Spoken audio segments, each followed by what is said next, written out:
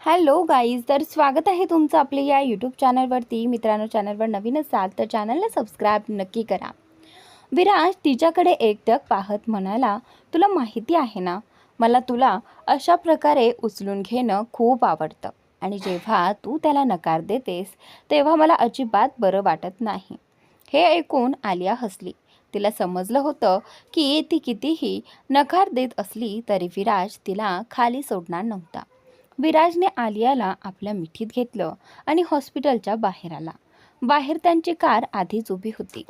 ड्रायव्हरने मागच्या सीटचा दरवाजा उघडला आणि विराज आलियाला घेऊन कारमध्ये बसला. त्यानंतर ड्रायव्हर ड्रायव्हिंग सीटवर बसला आणि कार पुढे निघाली.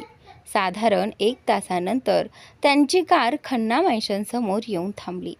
तिथे उभा असलेला सुरक्षारक्षक धावत आला आणि मागच्या सीटचा दरवाजा उघडला. विराज सर्वात आधी बाहेर उतरला. त्यानंतर आलिया आपल्या छोट्या मुलीला घेऊन बाहेर आली.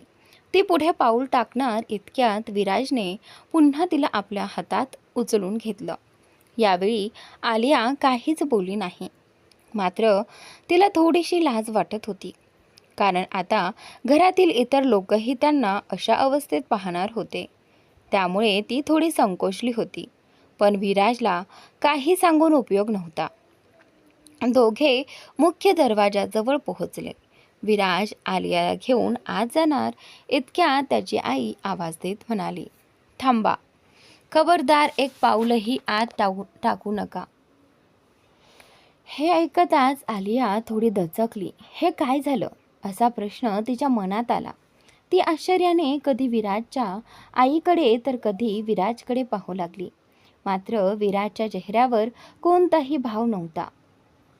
तेवढ्यात विराजची आई हातात आरतीचं ताट घेऊन त्यांच्या जवळ आली. ती हसत त्यांच्याकडे पाहू लागली आणि दोघांची आरती ओवाळली. आलियाच्या कुशीत तिची नन्हीशी मुलगी होती. आरती झाल्यानंतर तिने विराज, आलिया आणि त्या छोट्या बाळाच्या कपाळावर तिलक लावलं आणि त्यांना घरात येण्यास सांगितलं. हे पाहून आलिया खूप आनंदी झाली. तिला खूप छान वाटत होतं. तिच्या कुशीतली ती छोटी परीसुद्धा आपल्या चमकत्या डोळ्यांनी सगळं काही पाहत होती. ती शांतपणे आईच्या कुशीत पडून होती. विराज आलियाला घेऊन घरात आला. आजोबा आणि आजी त्या छोट्याशा परीला पाहण्यासाठी आतुर झाले होते. विराजने हळूच आलियाला सोफ्यावर बसवलं. मग तिच्या कुशीतून मुलीला घेतलं आणि आजी आजोबांकडे घेऊन गेला. दोघेही त्या बाळाकडे प्रेमाने पाहू लागले. आजीने तिला आपल्या कुशीत घेतलं. ती लहानगी दिसायला खूपच सुंदर होती. तिचे डोळे अगदी तिच्या वडिलांप्रमाणेच म्हणजेच विराजसारखे होते. सगळे तिच्याकडे पाहत म्हणाले, ही तर अगदी विराजसारखी दिसते. त्यावर विराज अभिमानाने म्हणाला, अर्थात ती माझी मुलगी आहे तर माझ्यासारखीच दिसणार, पण तिचे ओठ मात्र अगदी तिच्या आईसारखे आहेत. विराजचं हे बोलणं ऐकता सगळे त्याच्याकडे पाहू लागले. तर आलियाचा चेहरा लाजेने लाल झाला. तिने नजर खाली झुकवली. तिला काहीच बोलता येत नव्हतं. तेवढ्यात विराजची आई त्याचा कान पकडत म्हणाली, अरे खोडकर, तू माझ्या सुनेला सगळ्यांसमोर छेडणं कधी सोडणार आहेस? आऊच, आई, काय करताय तुम्ही? मला खूप दुखतंय. विराज निरागस चेहरा करत म्हणाला, असं का? आता तुला दुखतंय? असं म्हणत त्याच्या आईने त्याचा कान आणखी जोरात पिळला. विराजच्या तोंडून हलकीशी किंकाळी बाहेर पडली. ते पाहून सगळे हसू लागले. दुसरीकडे रोहित जेव्हा घरी पोहोचला तेव्हा दरवाजा उघडून तो आपल्या खोलीत गेला. समोरचं दृश्य पाहून त्याचे डोळे विस्फारले गेले. समोर जिया उभी होती. तिच्या ओठांवर हलकसं हसू होतं. ती आत्मविश्वासाने रोहित जवळ आली. त्याच्या गळ्यात हात टाकत म्हणाली, काय झालं मिस्टर असिस्टंट? तुम्ही तर फक्त माझ्याकडेच पाहत राहिलात. रोहित तिच्याकडे पाहत म्हणाला, काय झालं? मी एवढा घाबरलेला दिसतो का? जिया हलकंसं हसली आणि म्हणाली, खरंच म्हणजे तुम्ही अजूनही पूर्णपणे नॉर्मल आहात. रोहितने होकारार्थी मान हलवली. रोहितच्या उत्तरावर जिया त्याच्या आणखी जवळ आली आणि त्याच्याकडे पाहत मंद स्मित करू लागली. पुढे काय होणार याची उत्सुकता दोघांच्याही नजरेत स्पष्ट दिसत होती. त्याचे डोळे विस्फारले गेले. एका क्षणासाठी तो जागच्या जागी स्तब्ध झाला, तर जिया अतिशय हळुवारपणे त्याच्या ओठांवर चुंबन घेत होती. काही सेकंदांनी रोहित भानावर आला आणि त्याने जियाच्या कमरेभोवती हात गुंडाळत तिला स्वतः जवळ आणखी घट्ट ओढून घेतलं. त्यानंतर तोही तिच्या चुंबनाला उत्कटपणे प्रतिसाद देऊ लागला. दोघेही एकमेकांमध्ये इतके हरवून गेले होते की आजूबाजूच्या जगाचे त्यांना भानच राहिले नव्हते. काही वेळाने रोहित जियाला बेडवर घेऊन गेला आणि तिला अलगद झोपवून तिच्या जवळ बसला. त्याने पुन्हा एकदा तिच्या ओठांवर प्रेमाने चुंबन घेतलं. क्षणभर थांबत तो धाप लागलेल्या आवाजात म्हणाला, आज तू माझ्यापासून दूर जाणार नाहीस जिया. आज मला तुला माझं बनवायचं आहे. त्यांचे शब्द ऐकून जिया क्षणभर घाबरली. मात्र काही बोलण्याआधीच रोहितने तिचा हात आपल्या हातात घेतला आणि तिला जवळ घेत प्रेमाने मिठीत सामावून घेतलं. जियाही त्याच्या भावनांना प्रतिसाद देऊ लागली. दोघेही एकमेकांच्या प्रेमात इतके हरवले की वेळ कसा गेला हे त्यांना कळलंच नाही. सुमारे 4 तासानंतर रोहित डोळे मिटून शांत झोपला होता, तर जिया त्याच्या चेहऱ्याकडे एकटक पाहत बसली होती. त्याला पाहताना तिचे डोळे पाणावले आणि अश्रू हळूहळू गालांवरून वाहू लागले. ती त्याच्या केसांवरून अलगद हात फिरवत हळू आवाजात म्हणाली, मला माफ कर रोहित. मी तुझी होऊ शकत नाही, पण तुझ्यापासून दूर जाण्यापूर्वी मला एकदा तरी पूर्णपणे तुझी व्हायचं होतं. आज ते स्वप्न पूर्ण झालं, पण तरीही मी तुझ्यासोबत राहू शकत नाही. हे बोलून तिने अलगद त्याच्या कपाळावर चुंबन घेतलं. तेवढ्यात तिचा मोबाईल बाजूला वाजला. तिने कॉल उचलला.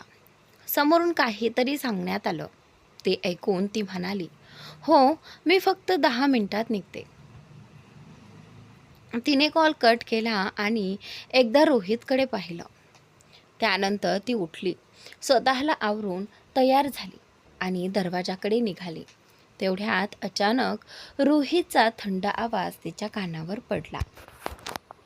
म्हणजेच हा तुझा प्लॅन होता, माझ्याजवळ यायचं, स्वतःच्या भावना पूर्ण करायच्या आणि मग मला कायमचं सोडून जायचं.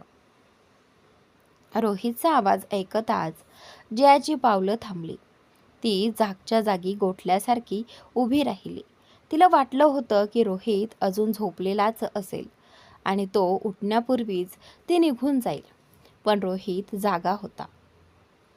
तिची हिंमत होत नव्हती की त्या मागे वळून त्याच्याकडे पाहावं. रोहित उठला आणि तिच्याकडे चालत गेला. ज्या अजूनही त्याच्याकडे पाठ करून उभी होती. तिला जाणवत होतं की तो तिच्याजवळ येत आहे, पण तरीही ती मागे वळू शकत नव्हती. क्षणातच रोहित तिच्या जवळ पोहोचला. त्याने तिचा हात पकडला आणि एका झटक्यात तिला स्वतःकडे ओढून घेतलं. अचानक झालेल्या त्या हालचालीमुळे जिया थेट त्याच्या छातीवर येऊन आदळली. तिचे हात त्याच्या छातीवर स्थिरावले. रोहित रागाने म्हणाला, आणखी काय काय ठरवलं होतंस तू? माझ्याजवळ येण्यामागचा तुझा हेतू तरी काय होता? तुला मी फक्त एक खेळणं वाटलो का? मन असेपर्यंत जवळ ठेवायचं आणि कंटाळा आला की सोडून द्यायचं. रोहितचे प्रत्येक शब्द जियाच्या मनाला खोलवर जखम करत होते. तिने वर पाहिलं तर त्याच्या डोळ्यात राग स्पष्ट दिसत होता. तिचे स्वतःचे डोळे मात्र अश्रूंनी भरलेले होते. रोहित पुढे म्हणाला, आता गप्प का आहेस? काही बोलणार आहेस की नाही? की अजून काही लपवलं आहेस? कदाचित मीच मूर्ख होतो जो तुझ्यावर विश्वास ठेवला. हे ऐकताच जियाला खूप वाईट वाटलं. तिच्या डोळ्यातून अश्रू वाहू लागले. ती रागाने त्याच्या शर्टची कॉलर पकडत म्हणाली, मिस्टर रोहित, तुम्ही स्वतःला समजता तरी काय? मी तुमच्यावर विश्वास ठेवला, म्हणून माझ्या भावना तुमच्या समोर मांडल्या. याचा अर्थ असा नाही की तुम्ही माझ्याबद्दल काहीही बोलाल. जर मी येथून जात असेन तर त्यामागे काहीतरी मोठं कारण आहे. काहीतरी अशी अडचण आहे जी तुम्हाला माहिती नाही. पण नाही, तुम्हाला तर फक्त माझी चूकच दिसते. आणि हो, तुम्ही म्हणत होतात ना की मी किती लोकांच्या जवळ गेले असेल. तर ऐका, तुम्ही माझ्याबद्दल काहीही समजत असाल, पण सत्य जाणून न घेता कोणावर आरोप करणं खूप सोपं असतं. तिचा आवाज राग, वेदना आणि अश्रूंनी थरथरत होता. तर रोहित तिच्याकडे निशब्दपणे पाहत उभा होता. हे बोलून जिया रागाने रोहितला स्वतःपासून दूर सारते आणि तिथून निघून जाऊ लागते. तेवढ्यात रोहित मोठ्याने हसू लागतो. हसत तो म्हणाला, वा मिस जिया, खूप छान. अशा प्रकारे माझं हृदय तोडून निघून चालली आहेस ना. आज नंतर मला तुझा चेहरासुद्धा दाखवू नकोस. जर तुझी काही मजबुरी होती तर निदान मला सांगू तरी असली शकतीस. पण नाही, तू मला कधी त्या लायकीचं समजलंच नाही. आजपर्यंत तू कधी माझ्या जवळ आली नाहीस आणि आज जेव्हा तुला मला सोडून जायचं होतं तेव्हाच माझ्या इतक्या जवळ आलीस. आता मला तुझा तिरस्कार वाटतो. निघून जा इथून. मला तुझ्याशी कोणतीही गोष्ट बोलायची नाही. रोहितचे शब्द जियाच्या मनाला खोलवर लागले. तिच्या डोळ्यातून अश्रूंचा पूर वाहू लागला. काही क्षण ती रोहितकडे पाहत राहिली आणि मग दार उघडून तिथून निघून गेली. रोहित मात्र तिच्याकडे जाताना पाहतच राहिला. जिया गेल्यानंतर त्याने रागाने मूठ आवळून भिंतीवर जोरात ठोसा मारला. तो ओरडला, नाही जिया, असं का केलंस माझ्यासोबत? माझ्या प्रेमाशी असा खेळ का केलास? मी तुला यासाठी कधीच माफ करणार नाही. मला तुझा तिरस्कार आहे. खरोखर तिरस्कार आहे. दुसरीकडे जिया बाहेर आली. थोडं पुढे जाऊन ती एका भिंतीला टेकून उभी राहिली. तिने चेहरा हातात झाकला आणि मोठ्याने रडू लागली. रोहितचे शब्द तिच्या कानात सतत घुमत होते. त्याच्या डोळ्यातील वेदना आणि तगमग तिला विसरता येत नव्हती. तिला जाणवत होतं की चूक तिचीच होती. एका अर्थाने तिने रोहितच्या प्रेमाचा उपयोग केला आणि आज त्याला एकटं सोडून दिलं. त्यामुळे तिला स्वतःचाच राग येत होता. बराच वेळ रडल्यानंतर ती बाहेर आली. तिथे तिला एक कार दिसली. तोपर्यंत तिने स्वतःला सावरलं होतं. एक दीर्घ श्वास घेत ती शांतपणे कारमध्ये जाऊन बसली. काही क्षणातच ती कार तिथून निघून गेली. दुसरीकडे खन्ना मेन्शनमध्ये सर्वजण डायनिंग टेबलवर बसले होते. आज घरात आनंदाचं वातावरण होतं. आलियाच्या मांडीवर तिची लहान अशी मुलगी होती. ती आपल्या तोंडात बोट घालून आजूबाजूला कुतूहलाने पाहत होती. विराज तिच्या जवळच बसला होता. त्याची नजर वारंवार आपल्या मुलीकडे जात होती. तो तिला प्रेमाने पाहत होता आणि भुवया उंचावत तिला खेळवत होता. कृष आणि तृष हे दोघेही आलियाच्या शेजारी बसले होते. त्यांनाही आपल्या छोट्या बहिणीसोबत खेळायची खूप इच्छा होत होती. आलिया काही वेळ आपल्या मुलीसोबत खेळत राहिली. नंतर खेळता खेळता ती लहानकी झोपी गेली. त्यानंतर सर्वजण एकत्र जेवायला लागले. दादाजी सर्वांकडे पाहत म्हणाले, आता सगळं काही व्यवस्थित झालं आहे. तर आपल्या या छोट्या परीच्या आगमनाच्या आनंदात आपण एक छोटीशी पार्टी ठेवूया. त्याच कार्यक्रमात तिचं नामकरणही करून टाकू. दादाजींचं बोलणं ऐकून सगळे हसले, पण आलियाच्या चेहऱ्यावर मात्र थोडी उदासी दिसू लागली. विराजने तिच्याकडे पाहत विचारलं, काय झालं वायफी? तू अशी उदास का दिसते आहेस? तुला आपल्या मुलीबद्दल सगळ्यांना कळू नये असं वाटतंय का? किंवा नामकरणाबद्दल काही अडचण आहे का? असेल तर स्पष्ट सांग. विराजच्या प्रश्नावरही आलिया शांत राहिली. दादाजींनीही प्रेमाने विचारलं, हो बाळा सांग. तुला पार्टी करायची नसेल तर काही हरकत नाही, पण बाळाचं नामकरण करणं हे महत्त्वाचं आहे. आलिया हळू आवाजात म्हणाली, मला पार्टीबद्दल काहीच अडचण नाही दादाजी. उलट मला आनंदच आहे की सगळ्यांना माझ्या मुलीबद्दल कळेल, पण नामकरणाबद्दल विचार करत होते.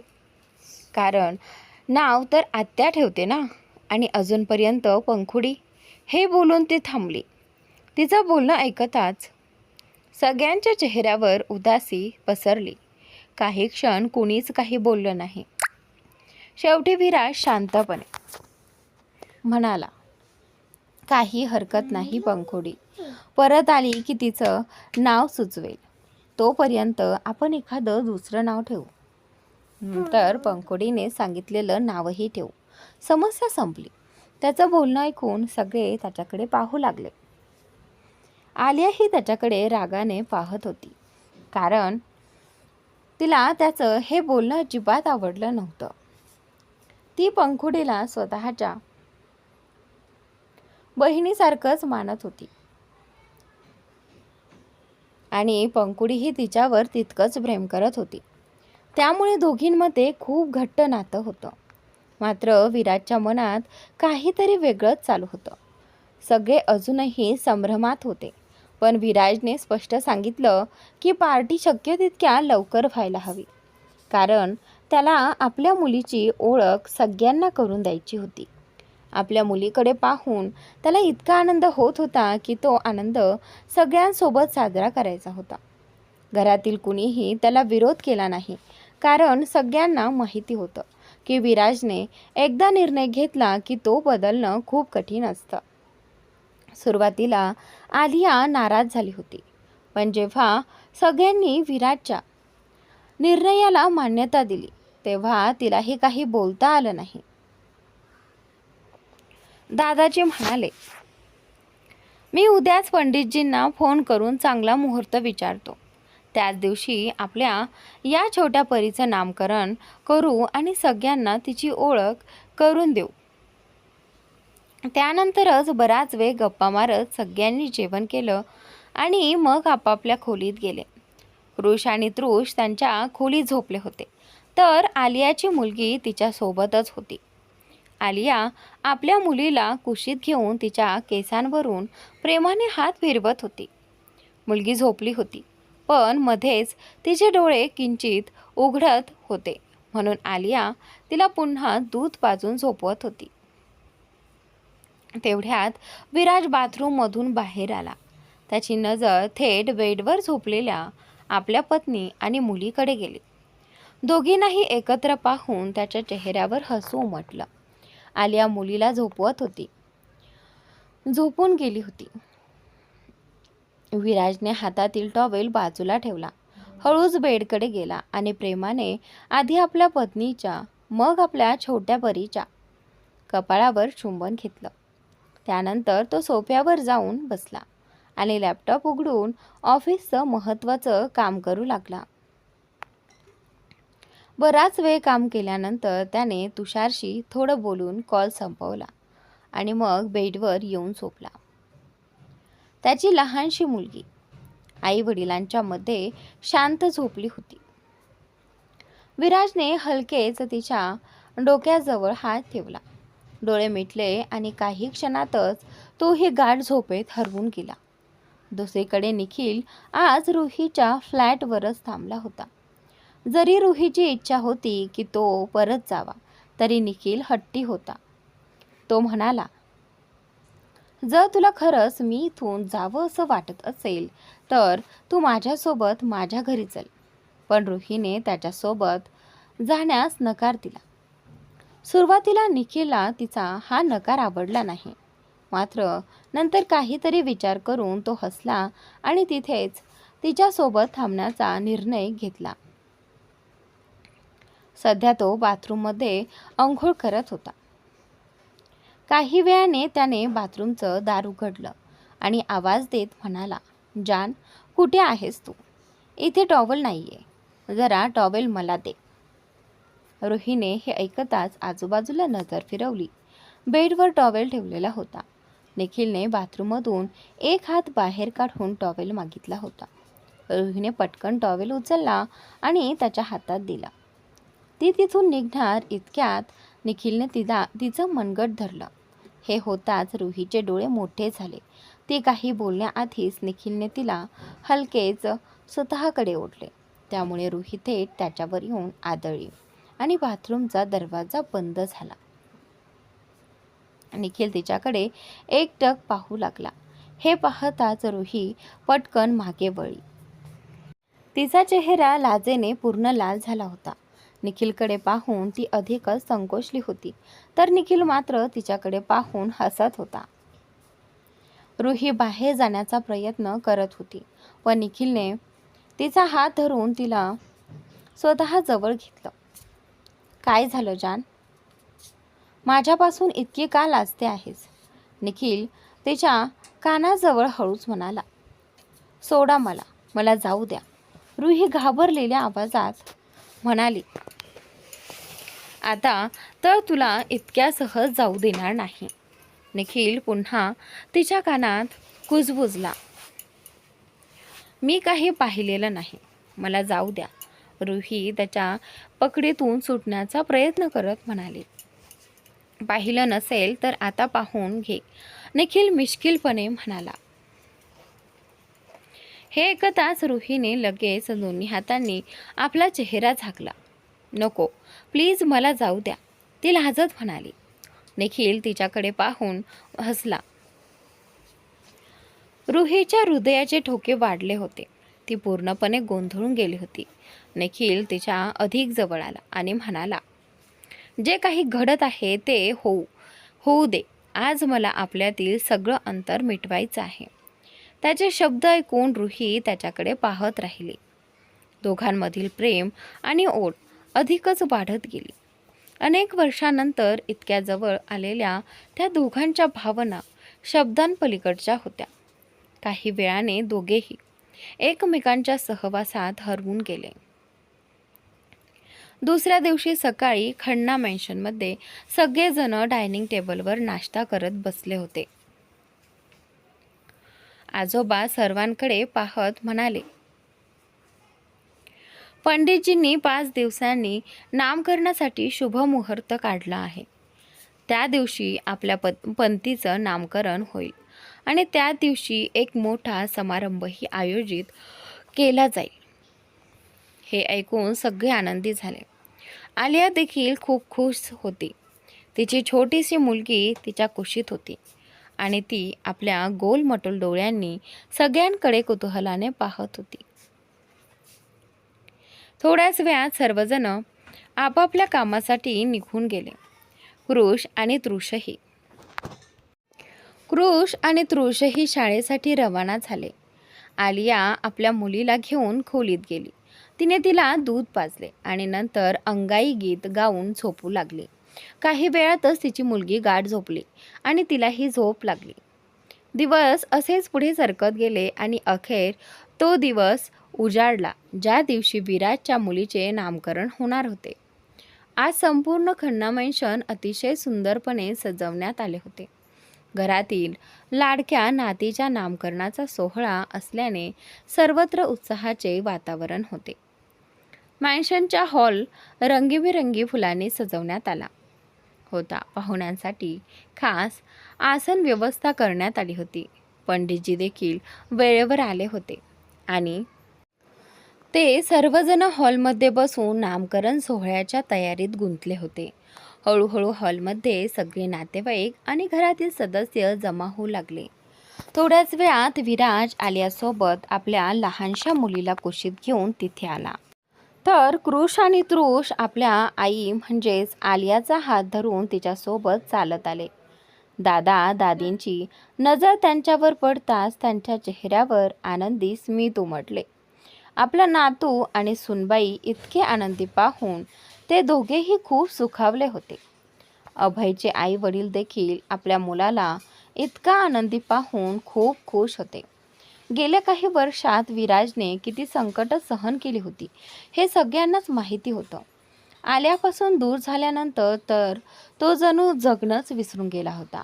पण आलिया पुन्हा त्याच्या आयुष्यात परत आल्यापासून तो पूर्वीसारखा हसत खेळत राहू लागला होता. पूर्वी तो एकटाच राहत असे आणि कुटुंबियांशी फारसा संवाद साधत नसे. पण आलिया त्याची पत्नी बनून आयुष्यात आल्यानंतर तो पूर्णपणे बदलला होता. तो कुटुंबासोबत वेळ घालवू लागला आणि त्यांच्या इच्छा आकांक्षाचाही विचार करू लागला. सर्वजण हसत मुखाने विराज आणि आलियाकडे पाहत होते. काही वेळाने विराज आणि आलिया जाऊन पंडितजींसमोर बसले. आलियाच्या कुशीत तिची गोंडस मुलगी होती, तर कृष आणि तृष आपल्या आजी आजोबांजवळ बसले होते. या पूजेला फक्त घरातील सदस्यच उपस्थित होते. रोहितही तिथे आला होता. काही वेळाने निखिल, रुही आणि पिहूसोबत तिथे पोहोचला. या क्षणी निखिल खूप आनंदी दिसत होता. तोही सर्वांसोबत पूजेत सहभागी झाला. जिथे सगळे आनंदात होते तिथे रोहितच्या चेहऱ्यावर मात्र थोडी उदासी होती, कारण जिया त्याच्यापासून दूर गेली होती. पंडितजींनी सर्वप्रथम त्या छोट्या मुलीच्या कपाळावर तिलक लावलं आणि तिच्या हातात रक्षासूत्र बांधले. ती लहानगी हसत खेळत सगळ्यांकडे पाहत होती. तिच्या तोंडात अजूनही अंगठा होता आणि ती आपल्या मोठ्या गोलमटल डोळ्यांनी सर्वांना निरखत होती. त्या क्षणी ती खूपच गोंडस दिसत होती. इतकी सुंदर मुलगी पाहून पंडितजींनाही तिच्याकडून नजर हटवता येत नव्हती. काही वेळाने पंडितजी हसत त्या मुलीकडे पाहून म्हणाले, ही मुलगी खूप भाग्यवान आहे. मोठी झाल्यावर ती आपल्या कुटुंबाचे नाव उज्ज्वल करेल. ती अगदी आपल्या वडिलांसारखी धाडसी आणि गुणी असेल आणि आपल्या दोन्ही भावांची लाडकी राहील. पंडितजींचं बोलणं ऐकून सगळ्यांच्या चेहऱ्यावर आनंद खुलला.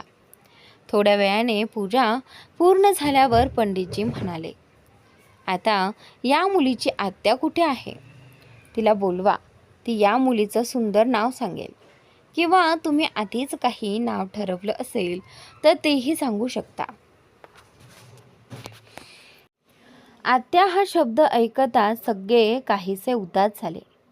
तेव्हा विराची आई म्हणाली, पंडितजी, तिची आत्या सध्या इथे नाही. ती थोडी आजारी आहे आणि इथे येऊ शकत नाही. आम्ही एक नाव ठरवलं आहे, तेच तुम्ही ठेवू शकता. हे ऐकून पंडितजी मान हलवत म्हणाले, ठीक आहे, पण त्याआधी मी एवढंच सांगू इच्छितो की मुलीच्या राशीनुसार तिचं नाव न किंवा ल या अक्षराने सुरू होणं शुभ राहील. हे ऐकून सगळेजण त्या अक्षरांपासून सुरू होणाऱ्या नावांचा विचार करू लागले. प्रत्येकजण एकमेकांकडे गोंधळलेल्या नजरेने पाहत होता. तेवढ्यात अचानक एक गोड आवाज सगळ्यांच्या कानावर पडला, माझ्याशिवाय तुम्ही माझ्या भाचीचं नामकरण कसं काय करू शकता? आत्याशिवाय हा सोहळाच अपूर्ण आहे. तो आवाज ऐकता सगळे दचकले आणि एकाच वेळी प्रवेशद्वाराकडे पाहू लागले. तिथे पंखुडी उभी होती. पंखुडीला सुखरूप पाहून सगळ्यांच्या आनंदाला पारावर उरला नाही. तिच्या मागे तुषारही उभा होता. पंखुडी सर्वांकडे पाहत होती आणि तिचे डोळे पाणावले होते. बाकीच्यांच्याही डोळ्यात आनंदाश्रू तरळले होते. ती धावत जाऊन सर्वप्रथम आपल्या आजी आजोबांना भेटली. ते दोघेही तिला पाहून खूप आनंदी झाले. त्यानंतर ती आपल्या आईवडिलांना भेटली. तिची आई प्रेमाने तिच्या केसांवरून हात फिरवत म्हणाली, कशी आहे माझी मुलगी? आता तुला काही त्रास नाही ना? आणि त्यानंतर आई, मी अगदी ठीक आहे, पंखुडी हसत म्हणाली. त्यानंतर ती विराजजवळ आली आणि म्हणाली, भाऊ, माझ्याशिवाय तुम्ही माझ्या भाचीचं नामकरण कराल असं कसं वाटलं? हा माझा हक्क आहे आणि तो मी कुणालाही घेऊ देणार नाही. पंखुडीचं बोलणं ऐकून विराज हसला. तिच्या केसांवरून हात फिरवत तो म्हणाला, मला माहिती होतं की तू आज येणार आहेस, म्हणूनच मी नामकरणाचा मुहूर्त आजच ठेवला. हे ऐकून सगळेच आश्चर्यचकित झाले. काय, तुला आधीपासूनच हे माहिती होतं? सगळ्यांनी एकसुरात विचारलं. पण विराजने त्यांच्या प्रश्नाकडे दुर्लक्ष करत पंखुडीकडे पाहिलं आणि म्हणाला, पंखू, आता तू आली आहेस तर लवकर तुझं आत्याचं कर्तव्य पूर्ण कर. हे ऐकून पंखुडी आनंदाने उजळून निघाली आणि लगेच आलिया जवळ गेली. आलियाने प्रेमाने तिच्या गालाला स्पर्श करत विचारलं, पंखू, तू ठीक आहेस ना? तुला अशा सुखरूप अवस्थेत पाहून मला किती आनंद झाला आहे हे मी शब्दात सांगू शकत नाही. पंखुडी हसत म्हणाली, आणि मला तर माझ्या भाचीला आणि भाच्यांना पाहून इतका आनंद झाला आहे की तोही मी तुम्हाला सांगू शकत नाही बहिणी. असं म्हणत तिने आलियाच्या हातातून त्या गोंडस चिमुकलीला अलगद आपल्या कुशीत घेतलं. ती लहानगी तिच्याकडे निरागसपणे पाहत होती. तिच्या कुशीत जाताच ती पंखुडीकडे एकटक पाहू लागली, जणू ती तिला आधीपासूनच ओळखत होती. पंखुडीच्या कुशीत जाताच ती चिमुकली हसू लागली. तेवढ्यात पंडितजींचा आवाज सर्वांच्या कानावर पडला. आता बाळाची आत्या आली आहे, तर तिचे नावही आत्याने सांगावे. पंखुडीचे आई वडील तिच्याकडे पाहत म्हणाले, बाळा, लवकर एखादं नाव छान सुचव. ते ना किंवा ल या अक्षराने सुरू होणारं असावं. पंखुडी हसली आणि लगेच म्हणाली, हो, मी नाव ठरवलं आहे. तेव्हा पंडितजी म्हणाले, सर्वप्रथम तुम्ही बाळाच्या कानात तिचं नाव सांगा. त्यानंतर सर्वांसमोर ते नाव जाहीर करा. पंखुडीने तसं केलं. तिने सर्वप्रथम त्या बाळाच्या कानात हळूच तिचं नाव कुजबुजलं. जसेच त्या चिमुकलीने आपलं नाव ऐकलं, ती लगेच खळखळून हसू लागली. जणू तिच्या आत्याने दिलेलं नाव तिला खूपच आवडलं होतं. हे पाहून सगळेच आश्चर्यचकित झाले आणि पंखुडीकडे पाहू लागले. त्यांच्या नजरेत एकच प्रश्न होता, असं कोणतं नाव सांगितलंय की ही बाळ इतकं आनंदी झालं आहे? पंखुडी सगळ्यांकडे आपल्या चमकत्या डोळ्यांनी पाहत हसून म्हणाली, जरा संयम ठेवा, मी आत्ता सगळ्यांना सांगते. त्यानंतर ती सर्वांकडे पाहत म्हणाली, मी माझ्या भाचीचं नाव नव्या ठेवलं आहे. आणि त्यानंतर नव्या हे नाव ऐकताच सगळे हसले आणि म्हणाले, खूपच सुंदर नाव आहे. पंडितजीही हसत म्हणाले, हो, खरंच खूप गोड आणि सुंदर नाव आहे. यानंतर काही वेळ पंडितजींनी आणखी मंत्रोच्चार केले आणि पूजा पूर्ण केली. पूजा संपल्यानंतर त्यांना दक्षिणा देऊन आदरपूर्वक निरोप देण्यात आला. पंखुडीला पाहून सगळेच खूप आनंदी होते. सर्वात जास्त आनंद तिच्या आईला झाला होता. तिच्या आनंदाश्रूंना तर बांधच फुटला होता. पंखुडी सुद्धा आपल्या कुटुंबात परत येऊन खूप खुश होती. ती आपल्या कुटुंबासोबत बसून गप्पा मारत होती. मात्र तिथे एक व्यक्ती अशी होती ज्याची नजर सतत पंखुडीवरच खिळलेली होती. तेवढ्यात विराज पंखुडीकडे पाहत म्हणाला, पंखू बाळा, आता लवकर जाऊन तयार हो. संध्याकाळी पार्टी आहे, तुलाही तयार व्हायचं आहे. हे ऐकून पंखुडी हसत म्हणाली, ठीक आहे भाऊ, पण आधी तुम्ही आणि वहिनी तयार व्हा. आजच्या पार्टीचे सेंटर ऑफ अट्रॅक्शन तुम्ही दोघे आणि माझी ही गोड अशी भाची आहे. पंखुडीच्या कुशीत खेळणारी विराजची मुलगी तिच्या लुकलुकणाऱ्या डोळ्यांनी पंखुडीकडे पाहत होती. पंखुडीच्या बोलण्यावर तिच्या चेहऱ्यावरही एक गोड स्मित उमटलं. हे काय बुवा, आम्हाला तर तुम्ही विसरूनच गेलात. तृष निरागस चेहरा करत म्हणाला. पंखुडीने लगेच दोघांच्या गालावर हात ठेवत म्हटलं,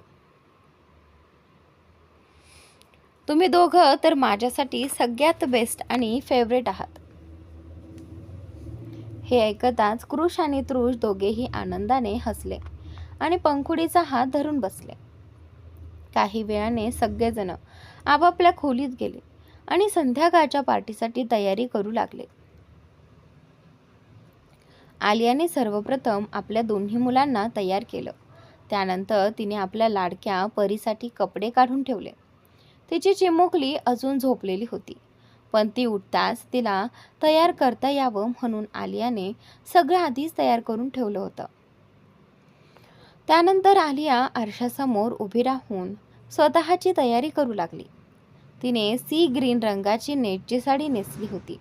त्यावर तिने सुंदर हाफ श्रग घातला होता. तिचे लांब सडक केस मोकळे सोडले होते आणि पुढच्या बाजूला हाफ बन केला होता. गळ्यात मंगळसूत्र, हातात मॅचिंग बांगड्या, ओठांवर हलकी लिपस्टिक आणि डोळ्यात काजळ, या सगळ्यामुळे आलिया अतिशय सुंदर दिसत होती. तेवढ्यात विराज खोलीत आला. त्याची नजर आलियावर खिळून राहिली.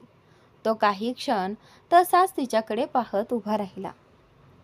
मग तो हळूहळू तिच्या जवळ गेला आणि आरशाजवळ ठेवलेली कुंकुवाची डब्बी हातात घेतली. त्यातून थोडंसं कुंकू घेऊन त्याने आलियाची भांग भरली. हे होताच आलियाने अलगद डोळे मिटले.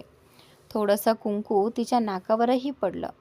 ते पाहून विराज हसला आणि हळूच फुंकर मारून ते उडू लागला.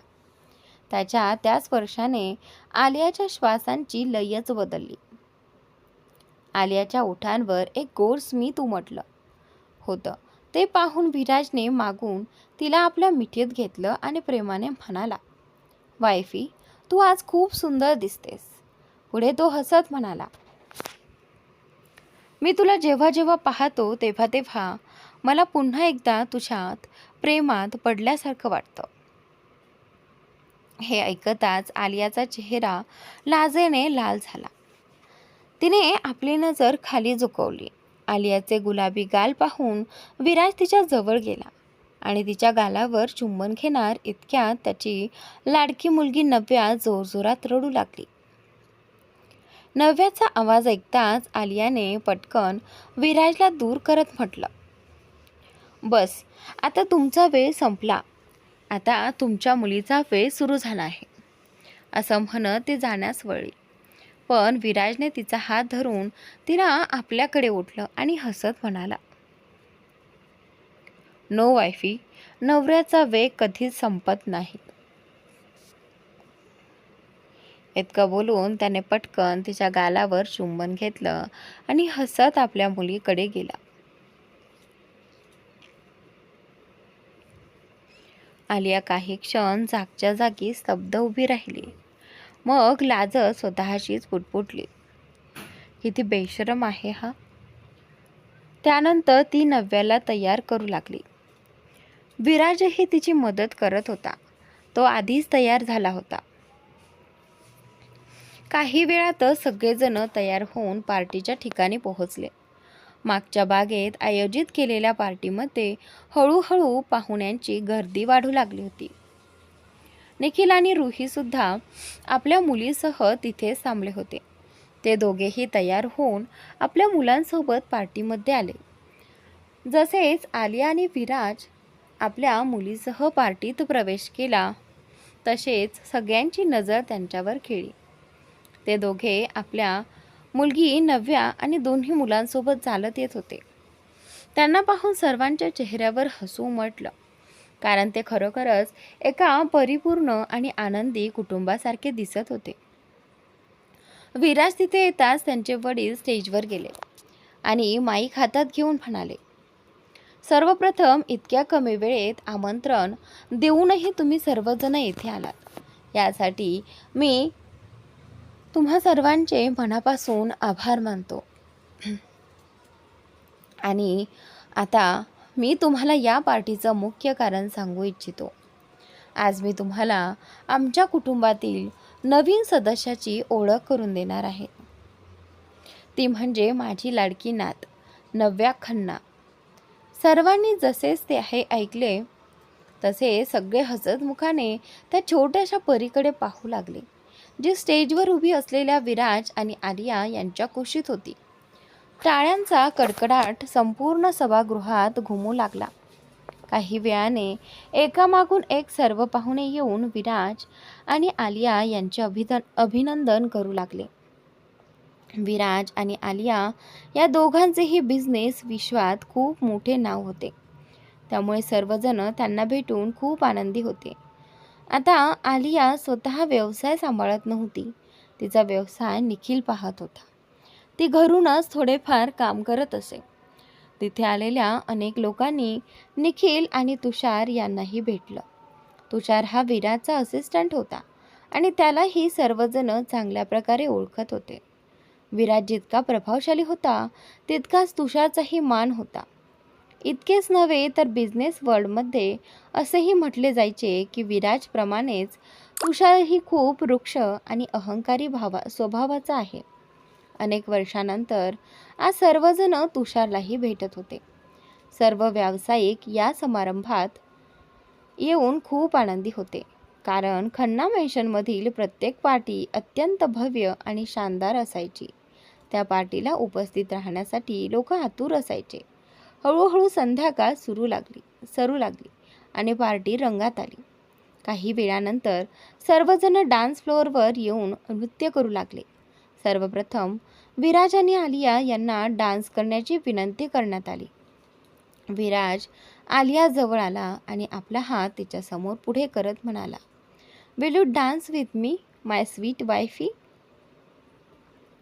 आलिया हसत त्याच्याकडे पाहू लागली आणि आपल्या कुशीत असलेल्या नव्याकडे इशारा केला. त्याचवेळी अभयची आई तिथे आली आणि तिने नव्याला आपल्या कुशीत घेतलं. पण तेवढ्यात पंखुडी पुढे येत नव्याला आपल्या कुशीत घेत म्हणाली, "मी माझ्या भाचीला माझ्यासोबत घेऊन जाते. मी माझ्या लाडक्या भाचीसोबत डान्स करेन आणि तुम्ही दोघे एकत्र डान्स करा." हे ऐकताच विराज हलकेच हसला. त्याने आलियाचा हात हातात घेतला आणि तिला डान्स फ्लोअरवर घेऊन गेला. दोघेही एकमेकांसोबत नृत्य करू लागले. दुसरीकडे निखिलनेही रुहीसमोर आपला हात पुढे करत विचारलं, "can you dance with me, my would be wifey?" Pihu आधीपासूनच कृष आणि त्रुसोबत खेळत होती, त्यामुळे रुहीनेही फारसा विचार न करता निखिलच्या हातात आपला हात दिला आणि त्याच्यासोबत डान्स करण्यासाठी गेली.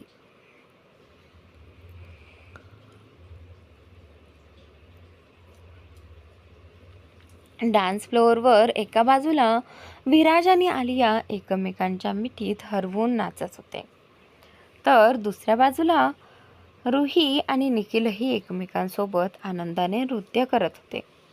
त्या चौघांच्याही डोळ्यात एकमेकांविषयीचे प्रेम, आपुलकी आणि आकर्षण स्पष्ट दिसत होतं. पंखुडी नव्याला कुशीत घेऊन एका बाजूला आनंदाने नाचत होती. नव्याही आपल्या चमकदार डोळ्यांनी बुवाकडे पाहत गोड हसत होती. पण तिथे एक व्यक्ती अशी होती जी डोळ्यात अथांग प्रेम घेऊन पंखुडीकडे पाहत होती. तो दुसरा कोणी नसून तुषार होता. तुषारच्या मनात अनेक न बोललेले भाव होते, ते जे त्याने आजपर्यंत पंखुडीसमोर व्यक्त केले नव्हते. दुसरीकडे पंखुडीनेही आता तुषारसमोर आपल्या मनातील भावना व्यक्त करणं सोडून दिलं होतं. तिने जणू हारच मानली होती. तिला वाटत होतं की तुषारला तिच्याविषयी कोणतीही भावना नाही. आता तर ती तुषारपासून जाणीवपूर्वक दूर राहू लागली होती. हीच गोष्ट तुषारला खूप खटकत होती. पंखुडीचे असे दुर्लक्ष करणं त्याला अजिबात सहन होत नव्हतं. तो हळूहळू तिच्याकडे चालू लागला. पंखुडी मात्र नव्यासोबत खूप आनंदात होती. ते नव्याला अलगद फिरवत तिच्यासोबत नाचत होती. तुषार तिच्या जवळ जाऊन तिच्या मागे उभा राहिला. पंखुडी मागे वळली आणि थेट तुषारवर येऊन धडकली. नव्या पडू नये म्हणून तिने तिला घट्ट पकडलं. त्यानंतर ती तुषारकडे पाहत म्हणाली, "तुम्ही इथे काय करत आहात? मला जायचं आहे." इतकं बोलून तिने तुषारकडे दुर्लक्ष केलं आणि तिथून निघून गेली.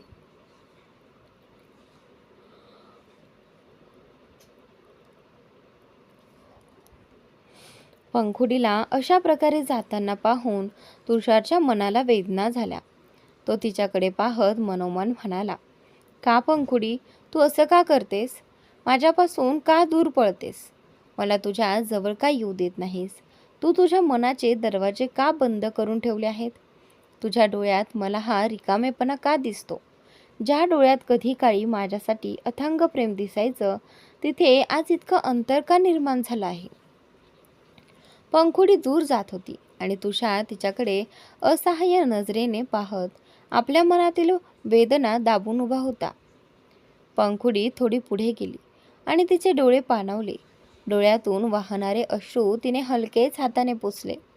ओठांवर एक तीक्ष्ण क्षीण हसू आणत ती आपल्या आई वडिलांकडे गेली. नव्याला आईच्या कुशीत देत ती म्हणाली, आई प्लीज, हिला जरा सांभाळ. मी लगेच येते. मला वॉशरूमला जायचं आहे.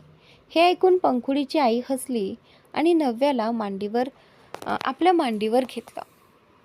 पंखुडीने पुन्हा एकदा नव्याच्या गालावर प्रेमाने चुंबन घेतलं आणि घाईघाईने मॅन्शनच्या आत निघून गेली. ती धावतच आपल्या खोलीत पोहोचली.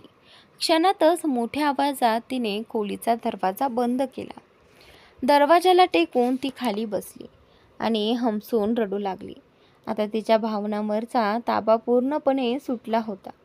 तिच्या डोळ्यातून अश्रूंचा अखंड वर्षाव होत होता. जणू तिच्या मनातील सगळे दुःख बाहेर पडत होते. बस, आता खूप झालं. मी पुन्हा कधीच तुमच्याकडे येणार नाही आणि ना तुमच्या प्रेमाची भीक मागणार. मी इतके कमकुवत नाही की आयुष्यभर फक्त अश्रू ढाळत राहीन. असं म्हणत ती उठली आणि कठोरपणे डोळ्यातील अश्रू पुसले. त्यानंतर ती सरळ वॉशरूममध्ये गेली. काही वेळाने ती वॉशरूममधून बाहेर आली. समोर बेडवर बसलेल्या व्यक्तीकडे पाहताच ती आश्चर्यचकित झाली आणि तिच्या तोंडून नकळत शब्द बाहेर पडले, तुम्ही? दुसरीकडे रोहित अजूनही पार्टीतच होता. अचानक त्याचा फोन वाजला. त्याने फोन काढून कॉल रिसीव्ह केला आणि बाजूला जाऊन बोलू लागला. समोरून काहीतरी सांगितले गेले. ते ऐकताच रोहितच्या डोळ्यातील भाव कठोर झाले. गंभीर आवाजात तो म्हणाला, मी लगेच येतो.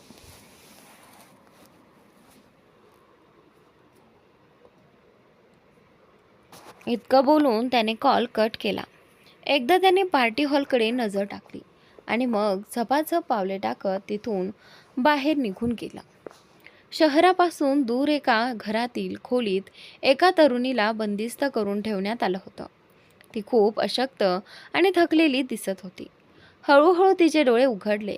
ती बेडवरून उठण्याचा प्रयत्न करू लागली, पण वेदनेने तिच्या तोंडून एक कळवळलेला आवाज बाहेर पडला.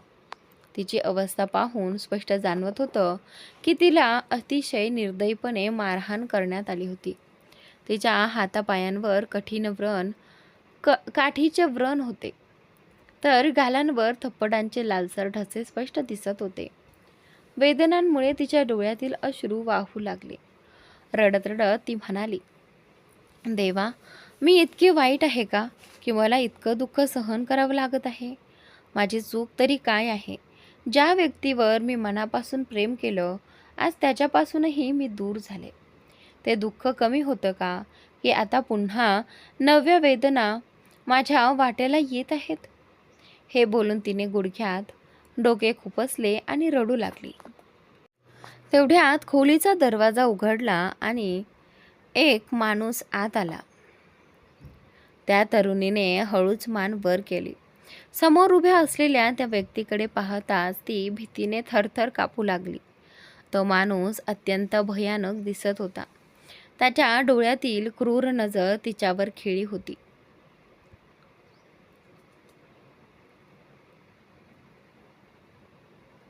तो उपहासाने म्हणाला, काय झालं जिया राणी?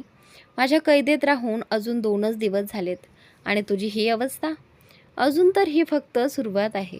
तुला रोज नवनव्या यातना सहन कराव्या लागतील. असं म्हणत तो तिच्या जवळ आला आणि तिचे केस जोरात पकडत म्हणाला, मी तुला आधीच सांगितलं होतं की तू फक्त माझी आहेस आणि कायम माझीच राहशील. मग तू दुसऱ्या कोणाच्या जवळ कशी जाऊ शकतीस? जेव्हा तू माझ्याकडून पैसे घेतले होतेस तेव्हा तू वचन दिलं होतंस की माझ्याशीच लग्न करशील, पण आता तू दुसऱ्याची होऊन माझ्यासमोर आली आहेस.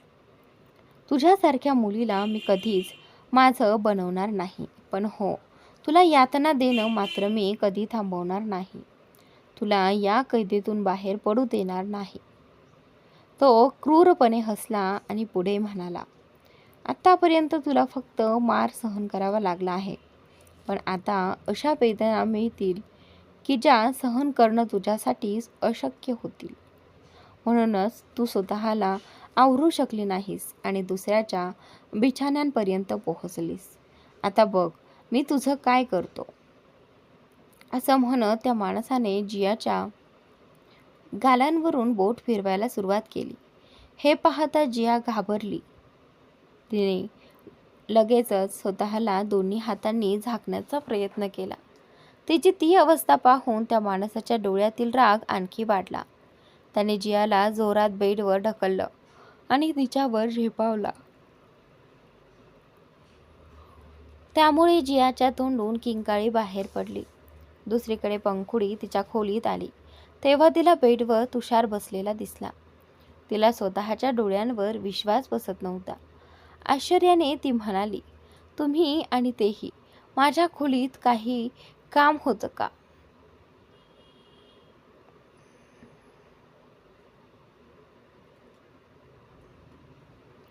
असं बोलून पंखुडी दुसऱ्या बाजूला निघून गेली. तुषार मात्र तिच्याकडे एकटक पाहत होता. लाल रंगाच्या नाईटीमध्ये पंखुडी अतिशय सुंदर दिसत होती. तिने तिचे लांबसडक केस मोकळे सोडले होते. तुषारची नजर तिच्यापासून हटत नव्हती. पंखुडी आरशासमोर बसली आणि क्रीम घेऊन ती हातापायांवर लावू लागली. तुषार तिच्या प्रत्येक हालचालीकडे लक्ष देत होता. पंखुडीचं त्याच्याकडे पूर्ण दुर्लक्ष करणं त्याला खूप टोचत होतं. पंखुडी मनात वाट पाहत होती की तुषार काहीतरी बोलेल, पण बराच वेळ गेला तरी तो काहीच बोलला नाही. शेवटी ती त्याच्याकडे वळून म्हणाली, बहुतेक तुम्हाला काही काम नाही. चुकून इथे आला असाल तर कृपया तुमच्या खोलीत जा. मला झोप येत आहे आणि आता मला विश्रांती घ्यायची आहे. असं म्हणून ती दरवाजाकडे गेली आणि तो उघडण्याचा प्रयत्न करू लागली. पण तिने दरवाजा उघडण्याआधीच तुषार पुढे आला आणि दरवाजा पुन्हा लॉक केला. हे पाहून पंखुडी चकित झाली. त्याच क्षणी तुषारने तिच्या कमरेला धरलं आणि तिला दरवाजाला टेकवून उभं केलं. पंखुडी आश्चर्याने त्याच्याकडे पाहत राहिली. तुषार काहीही न बोलता तिच्या चेहऱ्याजवळ झुकू लागला. त्याच्या उष्ण श्वासांचा स्पर्श पंखुडीला स्पष्ट जाणवत होता. तो इतका जवळ आल्यामुळे तिच्या हृदयाची धडधड वाढली होती. तिच्या चेहऱ्यावर अजूनही आश्चर्याचे भाव होते, तर तुषार तिच्याकडे खोल नजरेने पाहत होता. तिचं इतकं जवळ असणं त्यालाही अस्वस्थ करत होतं. त्याची नजर तिच्या चेहऱ्यावरून तिच्या गुलाबी ओठांवर स्थिरावली. मात्र पुढच्या क्षणी पंखुडीच्या डोळ्यांसमोर तुषारचं आधीचं सगळं वागणं तरळून गेलं. तिचे डोळे पाणावले आणि अश्रू ओघळू लागले. तुषारला तिच्या गालांवर ओलसरपणा जाणवला. त्याने लगेच तिच्याकडे पाहिलं. तिच्या डोळ्यातून वाहणारे अश्रू पाहून तो अस्वस्थ झाला. तिचा चेहरा हातात घेत तो काळजीने म्हणाला, काय झालं बाळा, तू अशी का रडते आहेस? पंखुडी मात्र शांतपणे रडत होती. तुषार तिचे अश्रू पुसत म्हणाला, काय झालं पंखू, काहीतरी बोल ना. तुझं असं गप्प राहणं मला खूप अस्वस्थ करते. तेव्हा पंखुडीने त्याचे हात आपल्या चेहऱ्यावरून दूर केले आणि म्हणाली, हे सगळं काय आहे? मी आधीच खूप तुटून गेले आहे. मला तुमची सहानुभूती नको आहे. आता मी ठीक आहे, मरत नाही आहे. त्यावेळी तुम्ही माझी खूप मदत केलीत, मला सावरलं, धीर दिलात, पण आता मी ठीक झाले आहे. त्यामुळे कृपया असं वागू नका. असं म्हणत ती त्याच्यापासून दूर गेली. तुषारने तिला दूर जाताना पाहिलं आणि तिचा हात धरून तिला पुन्हा स्वतःकडे ओढलं. तू काय बोलते आहेस? मी असं का करेन? मी कोणतंही नाटक करत नाही, हे खरं आहे. आणि त्यावेळीही मी तुझ्यावर दया दाखवत नव्हतो, माझ्या मनात तुझ्यासाठी. तो बोलत असतानाच पंखुडीने त्याला थांबवत हात वर केला आणि म्हणाली, कृपया इथून निघून जा. मला तुमचं काहीही ऐकायचं नाही. मला माझ्या अवस्थेत राहू द्या. मी स्वतःला सावरलं आहे मिस्टर तुषार. मला आता समजलं आहे की माझ्या मनात तुमच्यासाठी जे प्रेम होतं तसं प्रेम तुमच्या मनात कधीच नव्हतं. त्यामुळे कृपया हा दिखावा करू नका. मी स्वतःलाही समजावलं आहे की ते प्रेम नव्हतंच. कदाचित ते फक्त आकर्षण होतं. त्या आकर्षणामुळेच मी तुमच्यासाठी वेडी झाले होते. पण आता मला सगळं समजलं आहे. मी ती चूक पुन्हा कधीच करणार नाही. त्यामुळे तुम्ही निर्धास्त राहा. तुम्हालाही ज्याच्यासोबत आयुष्य घालवायचं आहे तिच्यासोबत आनंदाने राहा. पण कृपया मला पुन्हा त्रास देऊ नका. इथून जा, असं म्हणून पंखुडीने तिचा हात त्याच्या पकडीतून सोडवला. तर मित्रांनो, आजचा भाग इथे संपतोय. पुढील भाग नक्की पहा.